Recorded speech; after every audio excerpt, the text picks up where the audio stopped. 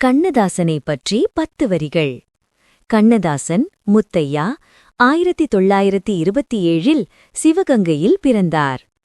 கவியரசு என்ற பட்டத்துடன் தமிழ் திரையுலகில் பாடலாசிரியராகவும் கவிஞராகவும் ஜொலித்தார். 4000த்திற்கும் மேற்பட்ட கவிதைகள் மற்றும் 5000த்திற்கும் மேற்பட்ட திரைப்பட பாடல்களை இயற்றினார். அர்த்தமுள்ள இந்து மதம் 10 பாகங்கள் மற்றும் இயேசு காவியம் போன்ற படைப்புகள் இவரது குறிப்பிடத்தக்க நூல்கள். சண்டமாருதம், தென்றல் போன்ற பல இதழ்களுக்கு ஆசிரியராகவும் பணியாற்றினார். தமிழக அரசின் அரசவை கவிஞர் என்ற பெருமையை பெற்றார்.